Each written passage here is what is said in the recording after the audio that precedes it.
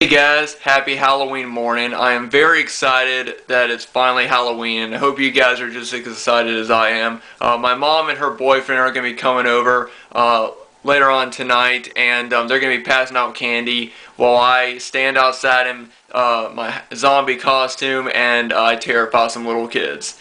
And that's really what I have planned for this Halloween, and it's going to be really fun. That's been something I've been doing for the past few years. I basically just dress up in a costume and I stand outside in my front yard and I don't move. And even though I've been doing it for a few years, people still think that I'm like a mannequin. And so they'll come up, they'll touch me, and I won't move.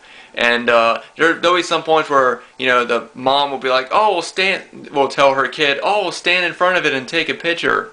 So they'll stand in front of me, and right before she takes a picture, I'll put my hand on their shoulder or something, and they'll get so scared. And it's always fun when I do that. I didn't do it last year, of course, because my father had passed away, and it was really hard because he used to do that with me. He would have a really big Satan mask that he would wear, and he would pass out the candy, and while I stood out in front of the yard. So I didn't do it last year, and this year, a lot of things, time has passed, and I'm excited for a fun Halloween. I really am. So anyway, guys, like I always do in these October Horror Fest videos, I'm gonna be talking about all the films that I've been watching throughout the second week of this week of Halloween. But before I get into that, I do want to do a recommendation for a new Halloween anthology film that is available on YouTube to watch, and it was directed by two people who you are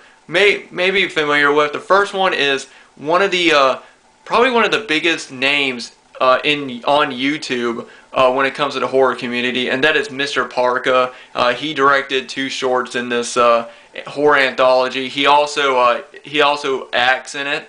And another director of it is Dustin Wade Mills, who is a independent director. I've reviewed his films in the past, and I'm a big fan of his work. And the film is called Halloween Spookies, and it is just a fun, family-friendly, Halloween-themed anthology film. So if you want to check it out, I'll leave a link down below. If you have kids and if you want to find something fun that you can watch and enjoy with them, then I recommend checking it out. So I'll leave a link down below to Halloween Spookies.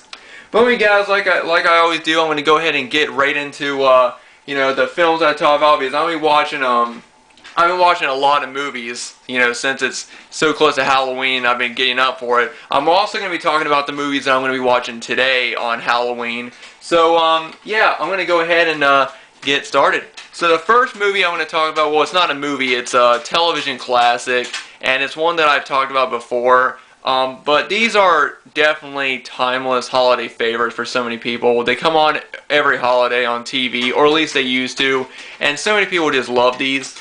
But it's The Great Pumpkin, Charlie Brown. The Peanut specials are always classics, and they're holiday traditions, I think. It's for a lot of families, if they don't get to see Charlie Brown on, around any holiday, then it just doesn't seem complete.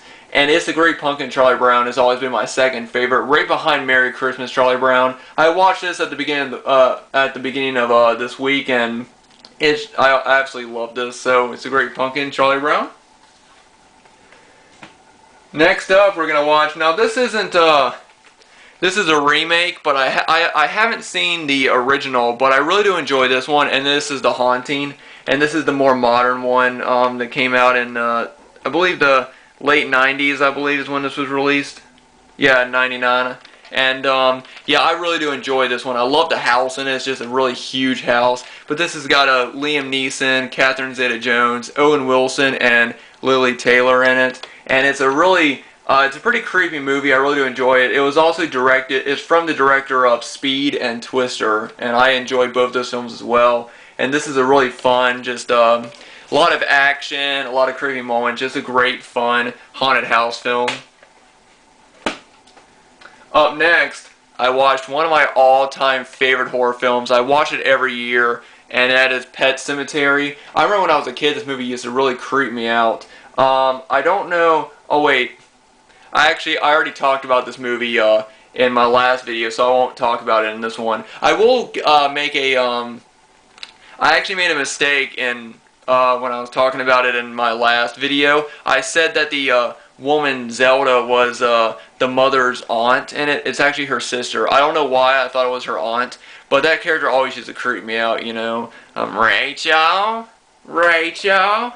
That was probably the creepiest moment of that movie for me. But that movie still kind of creeps me out even today, but I already talked about it, so I don't want to get into it.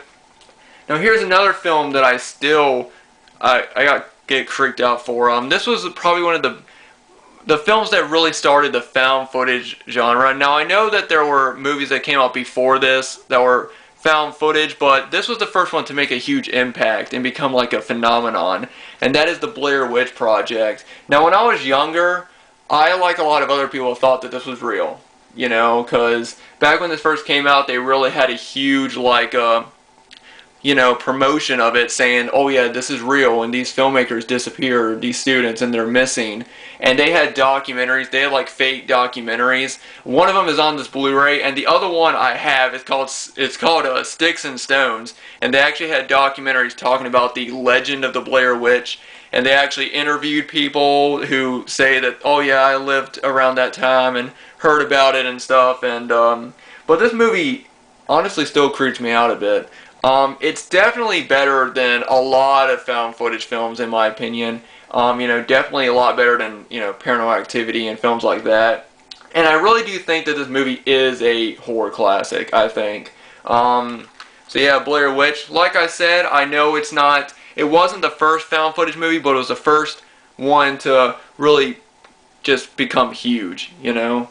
And now, our next one is a new Halloween favorite of mine, and that is Trick or Treat. This is a really fun Halloween horror anthology film. It's got just great stories in it and a great atmosphere. You know, of course, since it's a Halloween-themed horror anthology, it just has a great fall and Halloween theme throughout the entire movie. And of course you got Sam, who I think is starting to become like a new horror icon. I really hope that the director comes back and does a second one. There's been talk that he's been working on it, and now that he's done with Krampus, or now that Krampus has been released, I think he's gonna go back and do it. So I really hope that Trick or Treat 2 comes soon, because I would love to see it, because I absolutely love this film.